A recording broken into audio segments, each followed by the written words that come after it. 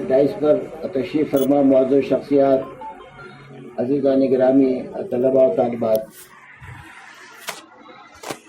अबुल हसन अशरफ बेहद काबिल मुबारकबाद हैं कि उन्होंने अपने वालिद की याद में 2 इदारे कायम किए हैं।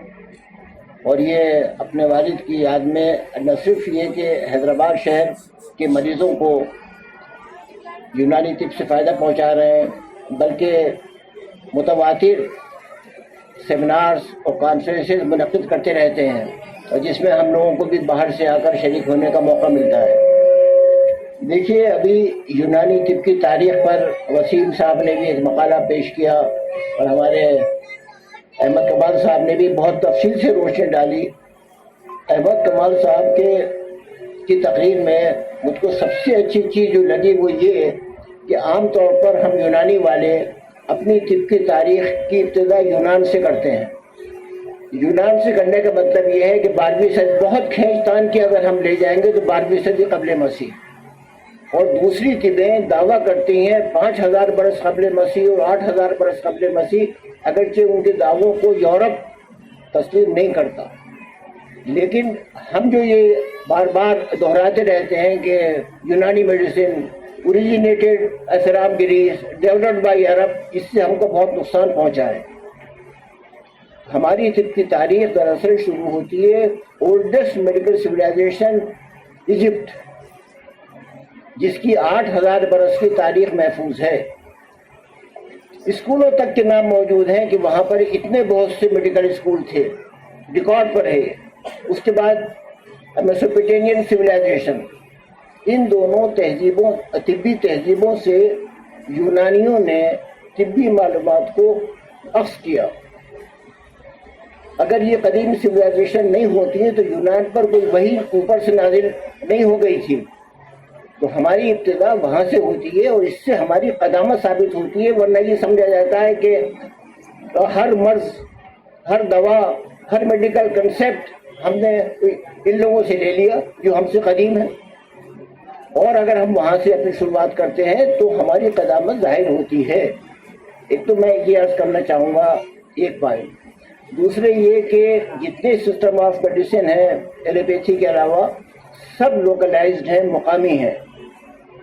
Korean medicine, Japanese medicine, Tibetan medicine, Ayurveda और चाइनीज़ मेडिसिन, सिर्फ ट्रेडिशनल सिस्टम्स में यूनानी वाहिद है कि जो किसी एक मुल्क तक महदूद नहीं है। मिस्र से हमने सफ़र शुरू किया, मेसोपोटामिया पहुँचे, फिर Greek civilisation, Roman civilisation, Arab countries, central Asian countries, north African countries, तुर्की, ईरान और फिर हिंदुस्तान, बर्र सग़ीर।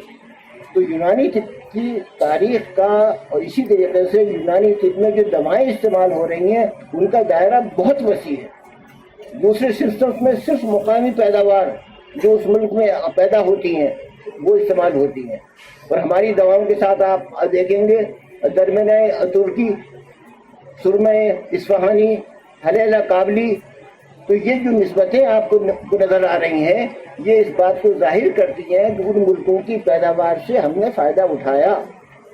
इसी तरीके से लिटरेचर का मामला है। हमारे पास जो लिटरेचर मौजूद है, चाहे वो पपायरस की शक्ल में हो, सर्जिकल पपायरस और मेडिकल पपायरस, तमाम पपायरस मौजूद हैं जिनका ताल्लुक 5000 बरस क़ब्ल मसीह से है। उस वक्त से बराबर लिटरेचर का सिलसिला जारी है।